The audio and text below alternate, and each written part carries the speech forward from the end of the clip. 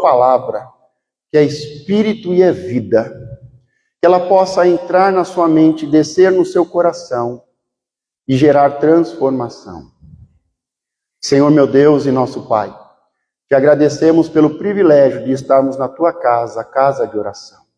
Senhor, me alegrei muito, meu Pai, quando disseram, vamos à casa do Senhor. Senhor, estou aqui com o coração alegre e te peço, Pai, assim como um filho pede pão, Senhor, me alimenta. Alimenta, Senhor, o meu espírito, a minha alma e o meu corpo com a tua palavra, meu Pai, que é vida e vida em abundância. Vem, Senhor, suprir todas as nossas necessidades. E desde já, Senhor, te agradecemos, porque sabemos que o Senhor é bom, que a sua misericórdia dura para sempre e que os seus planos são melhores e maiores, que o Senhor é um Deus que supre todas as necessidades com uma medida recalcada, sacudida e transbordante. Vem, Senhor, surpreender cada um de nós aqui, cada família representada. Venha, Senhor, surpreender como um Deus, meu Pai, que multiplica e que faz sobejar. Obrigado, Senhor, por tudo que o Senhor é, por tudo que o Senhor já fez, está fazendo aqui e agora e ainda vai fazer, porque o Senhor cuida do dia de amanhã. Obrigado, Senhor. Em Ti eu creio, Pai. Nele nós podemos confiar. E porque confiamos no Senhor, estamos seguros. E porque confiamos nos seus profetas, prosperaremos. Obrigado, Senhor. Obrigado. Diga obrigado ao Senhor. Bendiga o nome do Senhor. Só Ele é Deus. Ele é Criador, abençoador e provedor. Ele é Senhor dos senhores, Rei dos reis. E Ele te chamou para ser povo eleito, nação santa, sacerdotes. Você é um sacerdote, sacerdotes reais. Obrigado, Senhor. Bendito é o Senhor. Amém? Podeis tomar assento. Hoje nós vamos falar de um tema extremamente importante. E é uma das principais áreas que o diabo mais trabalha. Nós vamos falar um pouquinho sobre a ansiedade. Nós vamos ver um dos textos mais importantes que Jesus ministra aos seus discípulos sobre a ansiedade. Nós vemos hoje como as pessoas estão ansiosas. Nós vemos que a ciência se multiplica nos últimos tempos. As pessoas ficam de lugar em lugar buscando conhecimento. Se cumpre a palavra que está no livro de Daniel, que nos últimos dias a ciência se multiplicaria e as pessoas correriam atrás de conhecimento. O mundo cada vez está menor, mais conectado, mas ao mesmo tempo mais ansioso. E com isso as pessoas estão adoecendo na sua alma, no seu corpo, de doenças psicossomáticas e também estão atormentadas por espíritos malignos. Esse é um tema tão importante que Jesus, em um dos seus sermões mais importantes, ele vai discorrer por um longo período e vai detalhar sobre isso. Porque o Senhor, Ele não veio enganar, Ele não veio roubar, nem matar e nem destruir, mas Ele veio para nos dar vida e vida em abundância. E Ele vai ensinar os seus discípulos como viverem essa vida. E nós temos que aprender como discípulos do Senhor.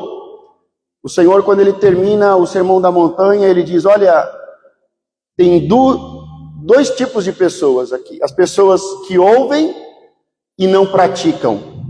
Esses são tolos. E a sua casa, ou seja, eles e os filhos dos seus filhos vão cair. Constroem a sua casa sobre a areia. Eles ouvem e vivem uma vida confortável. Eles não trabalham, constroem sobre a areia, mas a sua casa, quando vier a tempestade, o dia mau, a sua casa vai cair. E casa fala da pessoa e dos filhos dos seus filhos. E diz que grande é a vergonha daquele que ouve a palavra, mas constrói a sua vida sobre a areia e quando vem a tempestade cai. Mas ele diz, existe um segundo tipo de pessoa que vem aqui, ouve a palavra e pratica a palavra.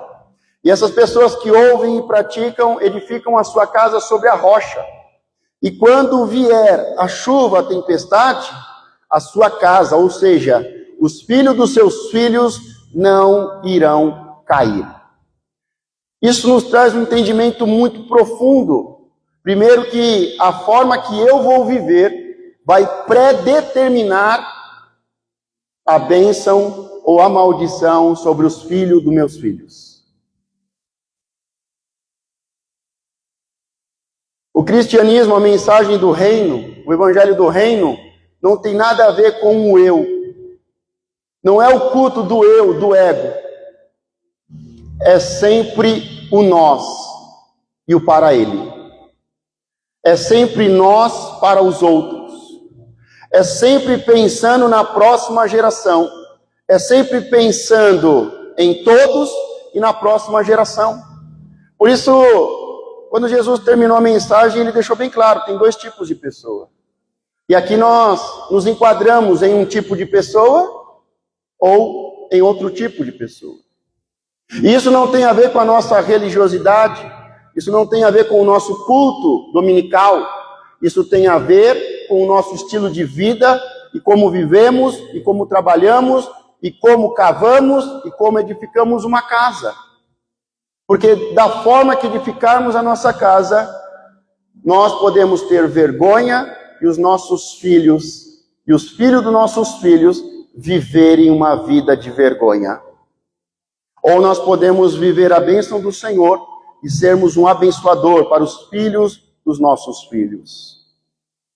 Eu sei que Jesus terminou falando desses dois tipos de pessoas, mas eu acho importante nós começarmos falando desses dois tipos de pessoas. E aqui o tempo todo o texto vai falar sobre dois tipos de pessoas, dois tipos de tesouros, dois senhores, e nós precisamos ter isso bem claro na nossa mente, de forma consciente e decisivo. Que tipo de pessoa eu sou? Eu ouço, mas não pratico, ou eu ouço e pratico? Qual é o tesouro que eu estou buscando? Como eu estou vivendo? Qual é o tesouro que eu busco? Qual é o Senhor que eu estou servindo? O texto começa dizendo, não junteis tesouro na terra, onde a traça e a ferrugem tudo consomem, e onde os ladrões minam e roubam. Mas ajunteis tesouro no céu, onde nem a traça nem a ferrugem consomem, e onde os ladrões não minam nem roubam.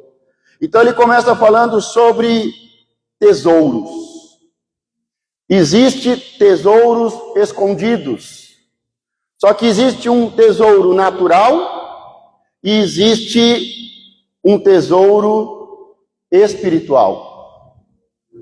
O tesouro natural não vai abençoar nem a sua vida natural e de lá a sua vida espiritual. Mas o tesouro espiritual vai suprir todas as necessidades, incluindo as naturais. Temos que decidir qual é o tesouro que nós estamos buscando. Nós conhecemos a história e sabemos que no decorrer de toda a história, os piratas sempre correram atrás de tesouros. E quando eles encontravam um tesouro, eles tratavam de esconder esse tesouro. E muitas pessoas estão atrás de um mapa do tesouro. Estão seguindo estratégias humanas, estão seguindo passos humanos. O pirata, ele vive em prol de um tesouro. E quando ele encontra um tesouro, geralmente ele desenterra e ele diz, encontrei um tesouro. Mas ele sabe que aquele tesouro pode perder o valor e ele pode ser roubado. Então ele pega aquele tesouro que ele encontrou e ele esconde em outro lugar. Ou seja, ele não usufrui daquele tesouro. Ele sabe que alguém vai querer roubar aquele tesouro. Ele acha e ele esconde. Ele não vive e ele não usufrui. E nós sabemos que o símbolo do pirata é um papagaio no pescoço, no ombro, um papagaio falando, repetindo. Geralmente ele não tem um olho, não tem uma mão e não tem um pé. E o Senhor, em determinado momento, ele disse: se o seu olho te impede de entrar no reino, arranca o seu olho e lança fora. Se a sua mão te impede de entrar no reino, arranca ela e lança longe. Se o seu pé te impede de caminhar e entrar no reino, arranca o seu pé e lança longe. Mas essas pessoas, esses piratas, eles não têm visão, eles não têm mão para abençoar, e eles não têm pé para caminhar. E aqui precisamos tomar uma decisão. Você quer vencer a ansiedade? Tome a primeira decisão. Qual é o tipo de tesouro que você está procurando? Você está buscando por intermédio de um mapa do tesouro ou por intermédio da palavra? Ele deixa bem claro: não junteis tesouro na terra, onde a traça e a ferrugem tudo consomem, e onde os ladrões minam e roubam, mas ajunteis tesouro no céu, onde nem a traça nem a ferrugem consomem, e onde os ladrões não minam nem roubam. Ao iniciar essa mensagem, muitos podem pensar assim: mas eu não posso juntar dinheiro? Eu não posso juntar bens? Não é 8 ou 80. É a palavra. José foi levantado para durante 7 anos juntar todo tipo de grão e depois de 7 anos negociar e comprar todas as terras. Então a grande questão não é se você está juntando grãos, se você está juntando riquezas. O que importa é o propósito.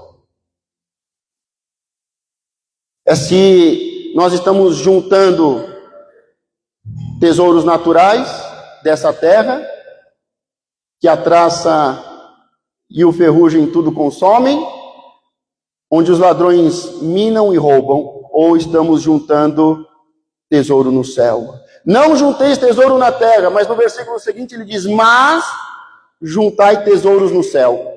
Versículo 21, porque onde estiver o vosso tesouro, ali estará também o vosso coração. É interessante que o pirata ele vai atrás do tesouro, e quando ele acha o tesouro estava enterrado, estava na terra, na areia. Ele desenterra, e ele vai enterrar em outro lugar, em outra areia. Ou seja, ele sempre tem o seu tesouro na terra, na areia. Mas o Senhor fala de um tesouro que está nos céus. Porque onde estiver o vosso tesouro, ali estará também o vosso coração. Aonde está o nosso coração, está o nosso tesouro. Versículo 22. A candeia do corpo são os olhos, de sorte que, se os teus olhos forem bons, todo o teu corpo terá luz. Se, porém, os teus olhos forem maus, todo o teu corpo será tenebroso. Se, portanto, a luz que há em ti são trevas, quão grandes serão tais trevas? Ele fala de tesouro, ele fala do coração, mas aí no versículo seguinte ele está falando sobre uma visão, ele está falando sobre os olhos. E é interessante que, se nós olharmos a câmera aqui, por que a câmera consegue captar a imagem? Por que nós conseguimos ver as coisas? Tem pessoas que têm olhos, mas não conseguem ver, não conseguem enxergar. O que faz a câmera captar a imagem, o que faz o nosso cérebro captar a imagem é a luz. A luz é algo extremamente importante, tanto que quando o Senhor vai reestruturar a terra e criar o homem, ele diz: volte à luz, haja luz, volte à luz. E nós sabemos que essa luz é Jesus Cristo, porque em João capítulo 1, João diz: ele é a luz do mundo. E quem estava em trevas viu a luz. Não tem como ter uma visão sem luz. Não tem como enxergar as coisas sem luz. Precisamos de luz para enxergar as coisas. O Senhor diz que os seus discípulos são luz e sal. A palavra é lâmpada e é luz. Nós somos luz e sal para essa terra e para esse mundo. O que nos faz enxergar as coisas é a luz. É Jesus Cristo. Quando nós recebemos Jesus Cristo, nós nascemos de novo. Está falando de luz. O Espírito do Senhor se junta com o Espírito do homem e nasce de novo. Ou seja, dá a luz. Nós somos luz. Sabe por que muitas pessoas não conseguem enxergar? Sabe por que muitas pessoas não têm visão? Porque falta luz. Você quer enxergar o mundo espiritual? Você quer enxergar as coisas? Você quer enxergar o tesouro? Precisamos de luz. Isso mostra que quanto mais palavra, mais luz. Se a palavra de Deus é lâmpada e é luz para os meus pés, quanto mais palavra de Deus eu tiver, quanto eu mais ler e meditar na palavra de Deus, quanto mais eu receber palavra que é luz, e Ele é o verbo, Ele é a luz do mundo, quanto mais recebermos a luz, mais nós vamos enxergar. Quando as pessoas chegam para mim e dizem, pastor, eu não consigo entender, eu não consigo ver, eu não consigo discernir, eu não consigo enxergar, está faltando luz. Isso não acontece frequentando um culto. Isso acontece atendendo um chamado, andando com aquele que é a luz do mundo, andando com aquele que é o verbo, sendo luz, não se escondendo debaixo de uma cama ou debaixo de uma mesa, sendo luz, estando em cima do monte. Precisamos de luz para enxergar as coisas. Quando nós recebemos luz e meditamos na palavra do Senhor, essa luz vai aumentando. Quantas pessoas eram luz, mas a luz se apagou? Quantas pessoas já tiveram dons, ministérios? Quantas pessoas já foram usadas, mas hoje já não tem mais luz? Se tornaram em trevas. Não tem mais discernimento nenhum, não entende nada, não enxerga nada, porque a luz que havia se tornaram em trevas. Quanto mais eu olho para a luz, mais essa luz aumenta em mim. Olhe para Moisés. Moisés, a princípio, tem um encontro com o Senhor na sarça, e a sarça está ardendo, e há um chamado. Mas depois ele tem um outro encontro. Ele se prepara, depois de 3 dias o Senhor desce, ele sobe o monte, e agora no seu segundo encontro, ele desce, com a lei do Senhor, a palavra de Deus, e o seu rosto está brilhando. A luz no seu rosto, porque quanto mais nós caminharmos, mais nós obedecermos, mais nós subirmos para ter um encontro com o Senhor, mais a luz ela brilha, mais ela brilha. Um terceiro momento em que Jesus Cristo está aqui na terra, ele sobe no monte para conversar com o Pai, no monte da transfiguração, e ele vai conversar com o Pai sobre a sua morte, e o Pai envia Moisés e Elias, e diz que houve um clarão muito grande, porque eles estavam totalmente tomados pela luz de Deus. O que os seus olhos estão vendo? O que os nossos olhos estão vendo? A maioria das pessoas estão treinadas e foram doutrinadas só para ver coisas ruins. Só para ver o ruim, o errado. Enquanto uns veem as coisas ruins, outros veem as coisas boas. Como é que está? Qual é o tesouro que você decidiu buscar? Aonde está o seu coração? Como é que está os seus olhos? E a candeia do corpo, que pode te fazer luz, e essa luz aumentar, ou trevas. Lembrando que quando a luz começa a se apagar, quando você começa a buscar outros tesouros, quando você busca tesouros dessa terra, quando o seu coração está nas riquezas desse mundo, essa luz começa a se apagar, e ao ela se apagar, os espíritos imundos, demônios, começam a vir. Porque os espíritos imundos, eles trabalham no ocultismo, eles trabalham nas trevas, eles trabalham à noite. O próprio Senhor disse, enquanto é dia, vamos trabalhar, porque quando chegar a noite, não dá para trabalhar.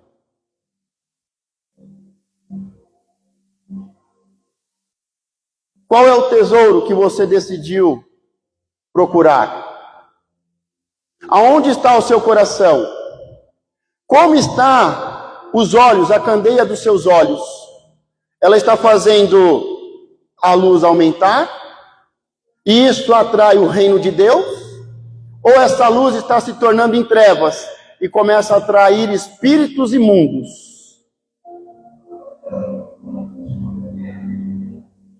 A candeia do corpo são os olhos, de sorte que se os teus olhos forem bons, todo o teu corpo terá luz. Se, porém, os teus olhos forem maus, todo o teu corpo será tenebroso. Se, portanto, a luz que em ti há são trevas, quão grandes serão tais trevas? E aqui ele entra no cerne do texto para vencer, para que os seus discípulos possam vencer a ansiedade. Ele diz, ninguém pode servir a dois senhores, porque ou há de odiar um e amar o outro, ou se dedicará a um e desprezará o outro. Não podeis servir a Deus e ao dinheiro, a mamon.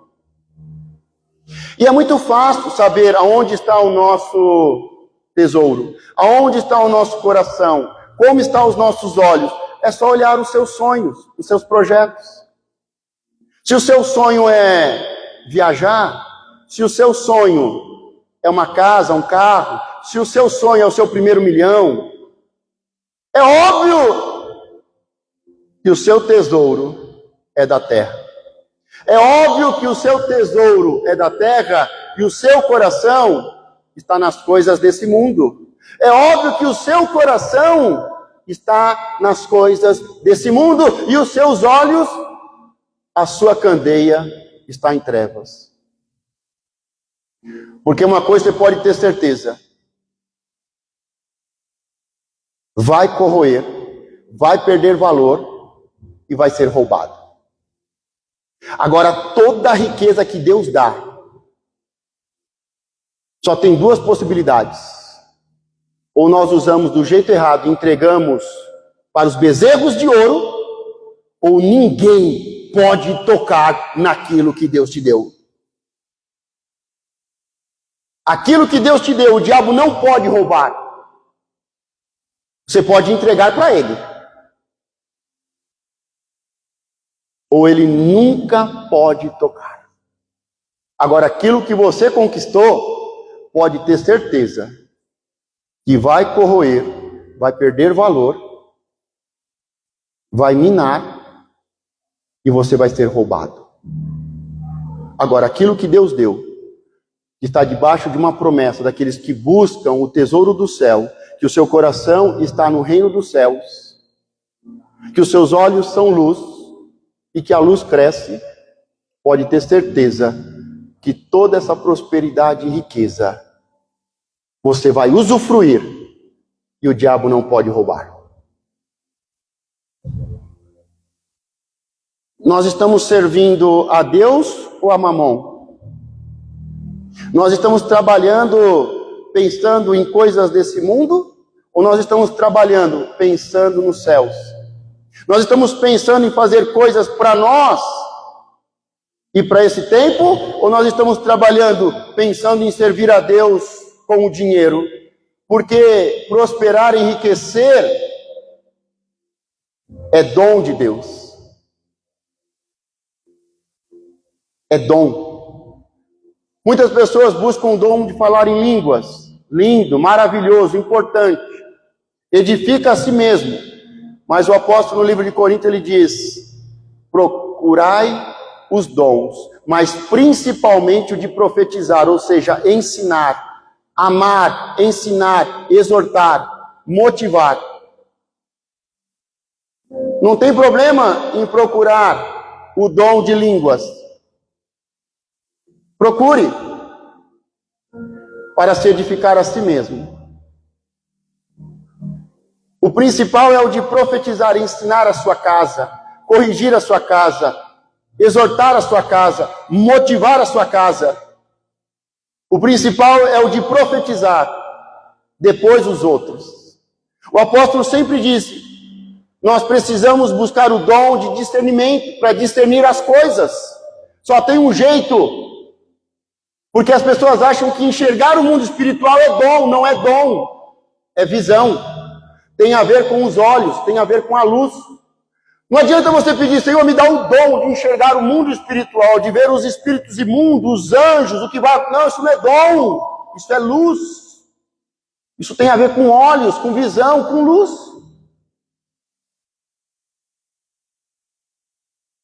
Então temos que buscar primeiro o dom de profetizar, ensinar a nossa casa, coisa que Adão não fez. Podemos buscar o dom de línguas? Devemos, para edificar a nós mesmos, não para ser um santarrão na igreja, não para dizer que somos pentecostais, mas para edificar a si mesmo.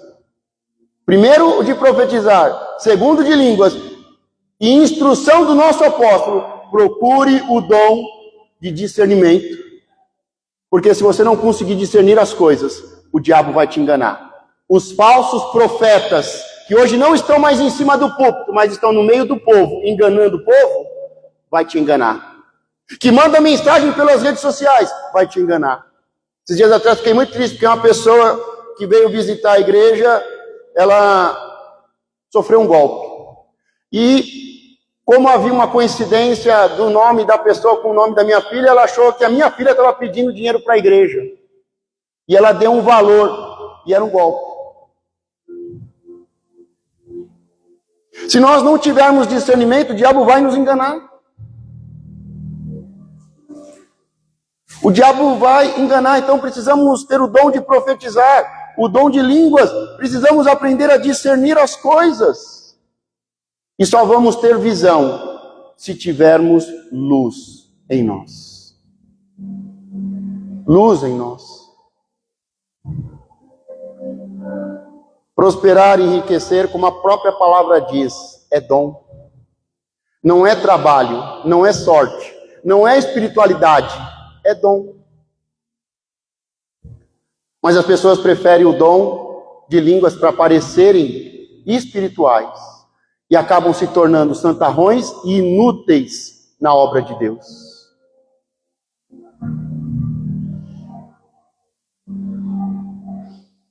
Ninguém pode servir a dois senhores, porque ou há de odiar um e amar o outro, ou se dedicará a um e desprezará o outro. Não podeis servir a Deus e ao dinheiro, a mamon.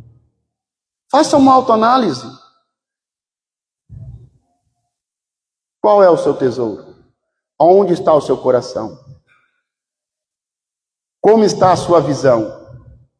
Você está servindo a você mesmo ou está servindo a Deus? Porque o diabo, na tentação, ele disse para Jesus: se você prostrado me adorar, te darei a glória de todos os reinos, te darei a riqueza de todos os reinos. O diabo tentou Jesus na questão da ansiedade. Não passe pelo processo, não espere, não sofra, não cresça, não se torne fiel. Você pode receber tudo isso agora. O diabo quer trabalhar a nossa ansiedade.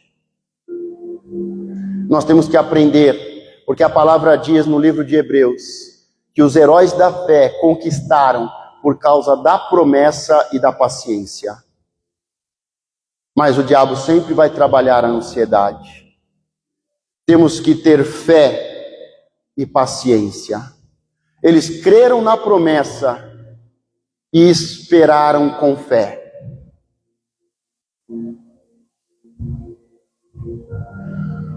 Estamos servindo ao Senhor ou fazendo um culto? Porque se você não estiver indo para o seu trabalho pensando, eu vou lá servir a Deus, você está indo lá para trabalhar para Faraó.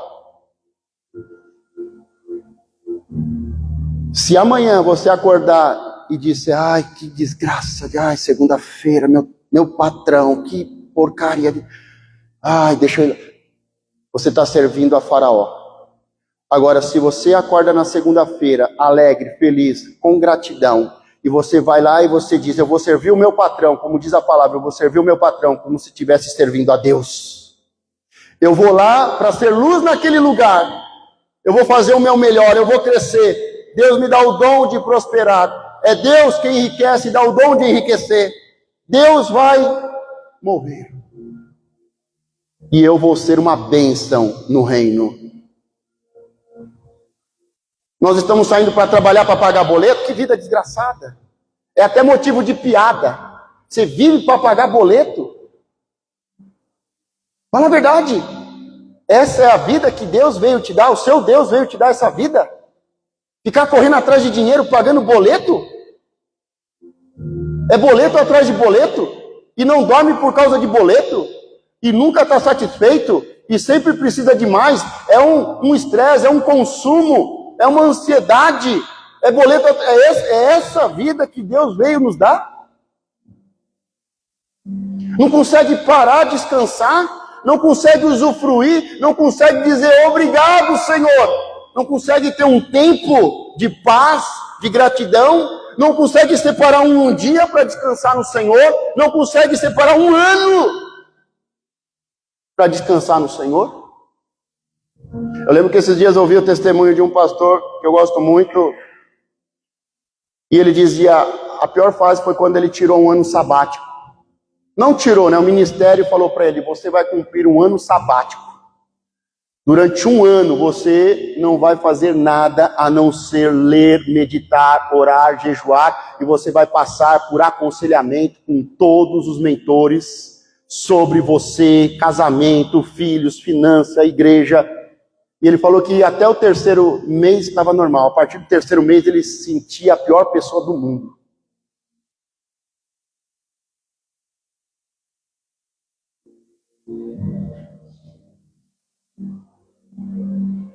Está na hora de renunciar a essa vida de boleto. Porque viver para pagar boleto é servir a mamão. Ou você vive para pagar boleto, como um escravo, ou você vive para manter o altar aceso e nunca vai te faltar nada. As pessoas acham que eu trabalho para pagar boleto. Eu trabalho para ser um abençoador e manter o altar aceso. E nunca me faltou nada. Nem quando estava no deserto, nem nos palácios. Porque tem gente que está vivendo no palácio. Come e nada satisfaz. Renuncia essa vida de boleto. Renuncia aos seus sonhos. Renuncia aos seus projetos. Assume a visão e a missão de Jesus Cristo. Jesus disse para os seus discípulos, quando eu voltar eu quero ver vocês no comércio. Não é servindo o comércio, mas é negociando, é estando lá fora, trabalhando, servindo o reino, estabelecendo o reino. Já deu essa vida de boleto. Já deu. Mas nada aqui está ruim que não possa piorar. Nós precisamos olhar esses dois tesouros Olhe para esses dois tesouros. Sonde o seu coração e veja onde o seu coração está. Tome uma decisão. E ela começa com a palavra, que é lâmpada e que é luz. Que é a luz do mundo. Que é o verbo, que é a luz. A Bíblia deixa bem claro, aquele que não ama o seu irmão não tem luz. Não tem luz.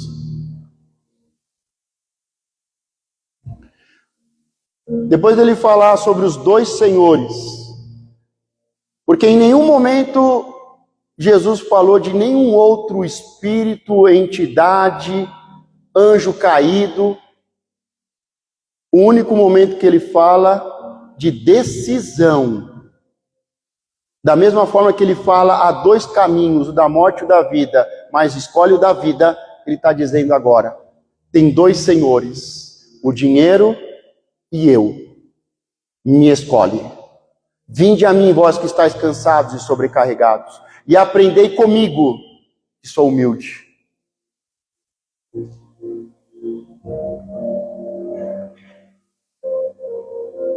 25. Por isso vos digo, não andeis ansiosos quanto à vossa vida, pelo que haveis de comer ou pelo que haveis de beber, nem quanto ao vosso corpo, pelo que haveis de vestir. Não é a vida mais do que o mantimento e o corpo mais do que o vestuário? Eu gosto muito porque quando Deus está falando, Ele faz muitas perguntas. Ele nos traz, Ele não só convida, mas Ele nos traz para a conversa, para o diálogo. Nós não podemos ser como Adão, que foge e se esconde atrás de uma árvore, que não sabe falar, que não sabe perguntar, que não sabe esperar, que não sabe questionar, que não consegue tirar dúvidas, que tem medo, que tem vergonha de Deus. Ele traz para a conversa e ele faz uma pergunta. O que o Senhor estava perguntando aqui, qual é o mais importante? Qual é a prioridade? O que é mais importante, o pão ou a vida? O que é mais importante, a roupa ou o corpo?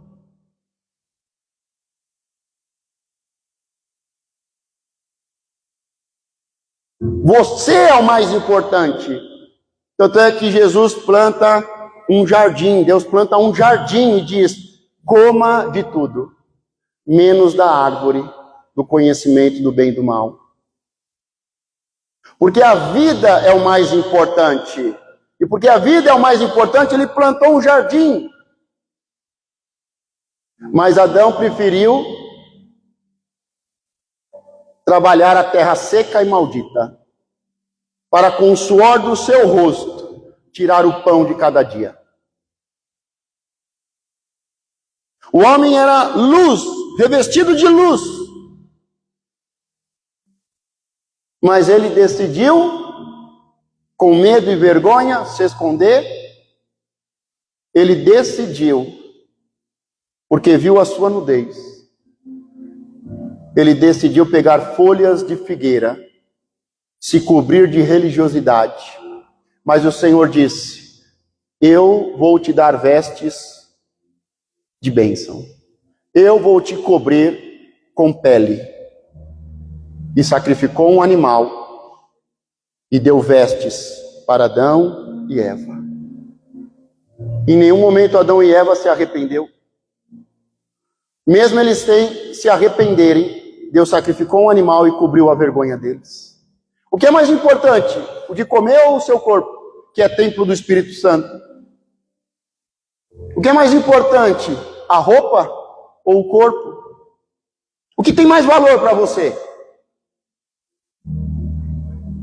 Tem mais valor a sua vida ou uma foto nas redes sociais em um restaurante chique? O que tem mais valor para você, o corpo, o templo do Espírito Santo ou uma roupa com uma marca? Por isso vos digo, não andeis ansiosos quanto à vossa vida, pelo que haveis de comer ou pelo que haveis de beber, nem quanto ao vosso corpo, pelo que haveis de vestir. Não é a vida mais do que o mantimento? E o corpo mais do que o vestuário? O Senhor está perguntando para nós. O que é mais importante? O que é prioridade? Olhai para as aves do céu, que nem semeiam, nem cegam, nem ajuntam em celeiros, e vosso Pai Celestial as alimenta. Não tem de vós mais valor do que elas? E qual de vós poderá, com todos os seus cuidados, acrescentar um côvado à sua estatura? O Senhor está dizendo ali, ninguém cresce um côvado, ninguém cresce 50 centímetros, ninguém sobe de nível pelo seu próprio esforço.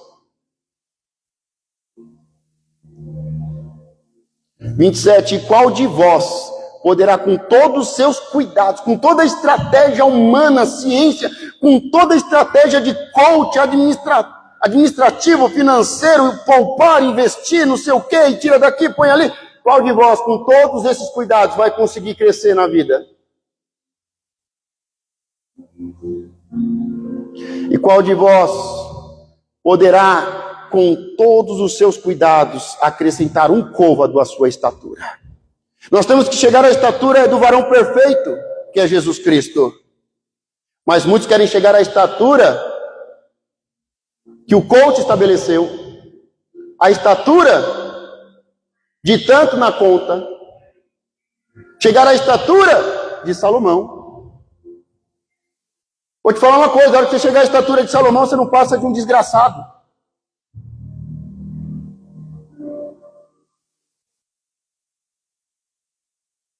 E quanto ao vestuário, por que andeis ansiosos? Olhai para os lírios do campo. Olhamos primeiro para as aves, agora para os lírios do campo. Como eles crescem, não trabalham nem fiam. O Senhor está falando, deixando bem claro, o que faz você comer não é o seu trabalho. O que te veste como um nobre, não é o seu trabalho.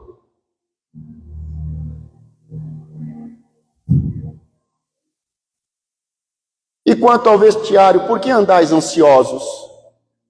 Olhai para os lírios do campo, como eles crescem, não trabalham nem fiam.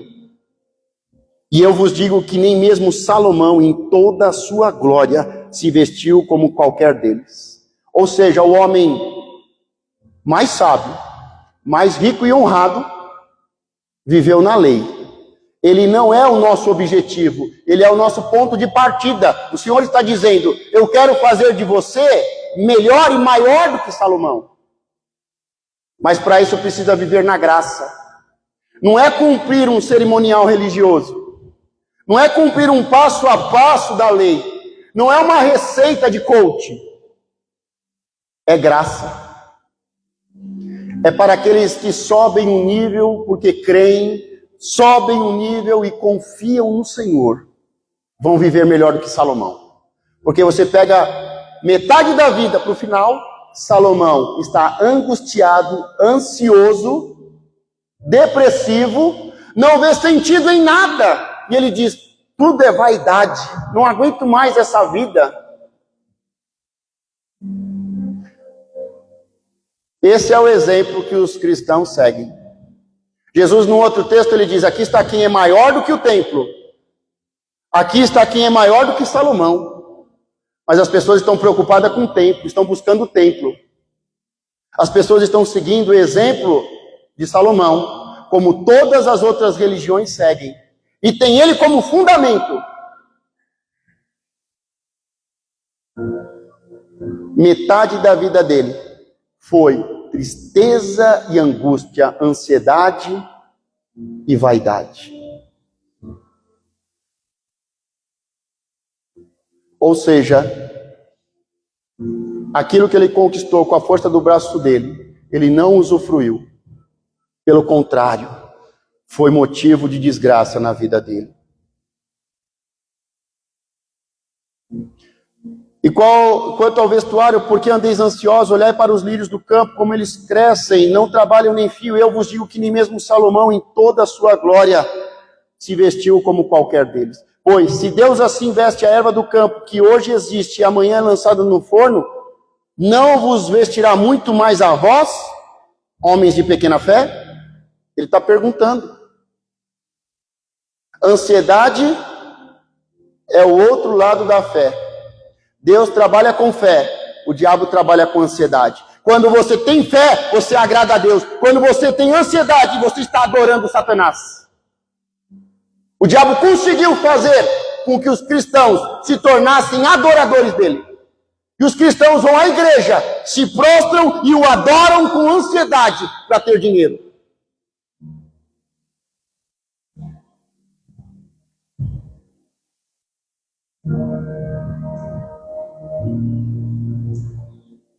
Homens de pequena fé, ou nós trabalhamos a nossa fé, ou nós vamos viver em ansiedade.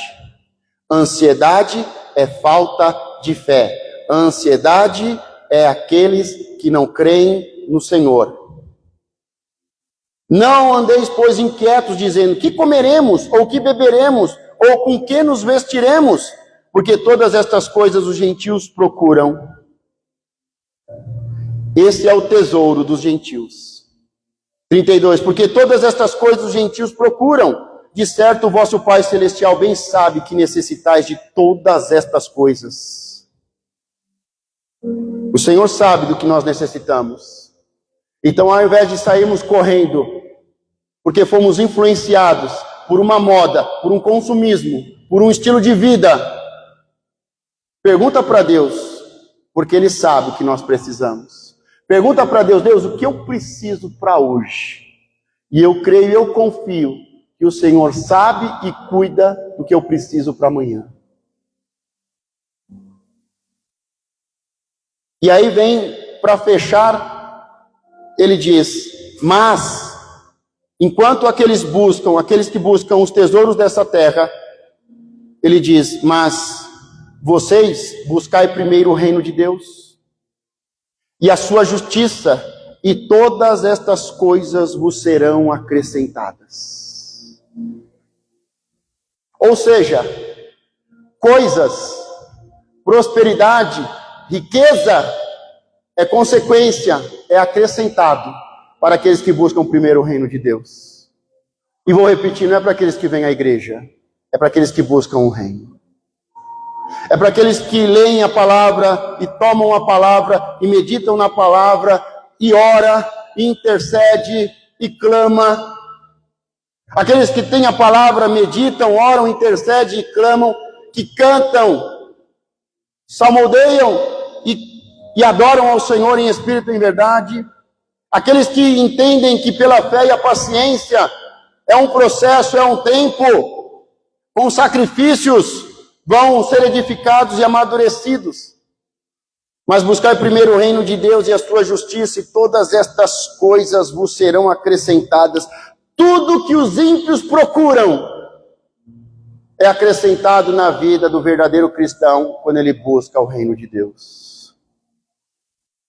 Não vos inquieteis, pois pelo dia de amanhã, porque o dia de amanhã cuida de si mesmo, basta a cada dia o seu mal. Todo dia vai ter coisas ruins, todo dia vai ter problema. Todo dia vai ter conta. Todo dia vai ter boleto. Mas a grande questão, eu confio no Senhor? Eu estou confiando no Senhor ou eu estou preocupado, eu estou com medo? O Senhor sempre, quando Ele dá uma revelação de crise, de fome, não é para gerar medo. É para que haja governadores. Para que governadores, homens que possuem o Espírito do Senhor, que são luz, governem, administrando. O Senhor, Ele quer tratar a nossa inquietude, a nossa ansiedade. O Senhor quer trabalhar a nossa alma hoje. Mas isso começa com uma palavra.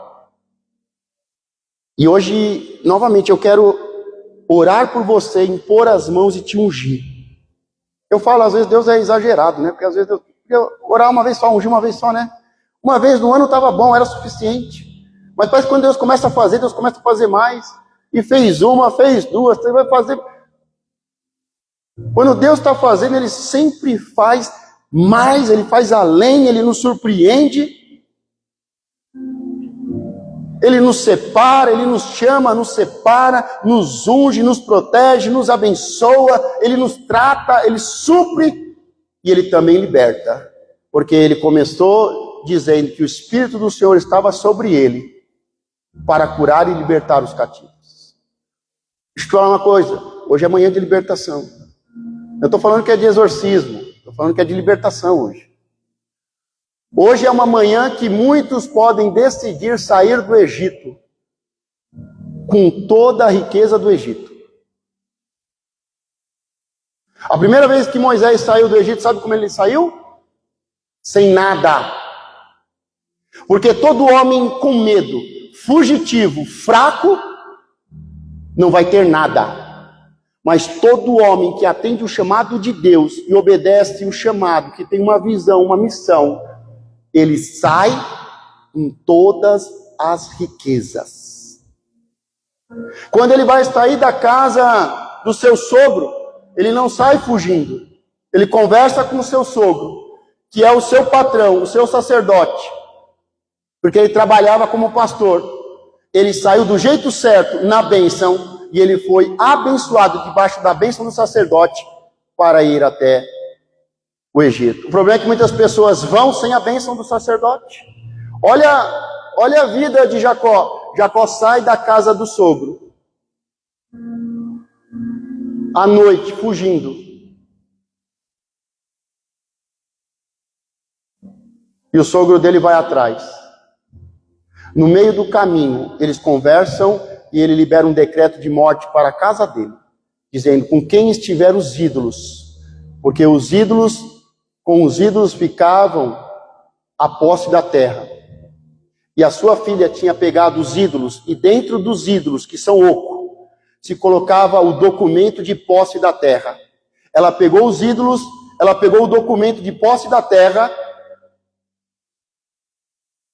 e aí o seu pai vem e fala com Jacó: você saiu fugindo, não se despediu, não me deu a oportunidade de me despedir das minhas filhas e nem dos meus netos. Você saiu à noite, fugiu, escondeu, me privou de beijar e abençoar as minhas filhas e os meus netos, e você ainda pegou os meus ídolos e a posse da minha terra.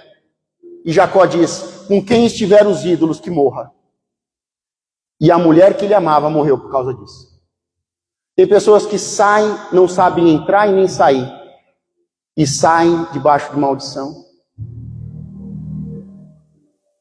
Tem pessoas que não sabem entrar e sair. Salomão, ele começa pedindo: Senhor, me dê sabedoria para poder entrar e sair. Tem pessoas que não sabem entrar e não sabem sair. E aí depois um espírito de morte começa a agir. Eu tenho certeza que Deus não matou Moisés no caminho com a sua esposa Zípora e os seus 2 filhos. Deus não matou porque havia uma bênção de um sacerdote. E Deus não pode amaldiçoar aquilo que foi abençoado. Deus não amaldiçoou aquilo que ele abençoou. Deus foi para matar, Deus queria matar, mas não podia ir contra a sua própria palavra, a sua bênção. Porque casa dividida cai. O reino cai.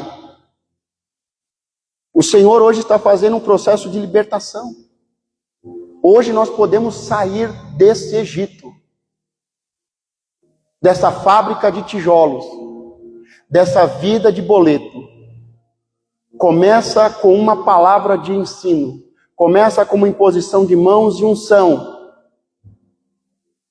Mas ela continua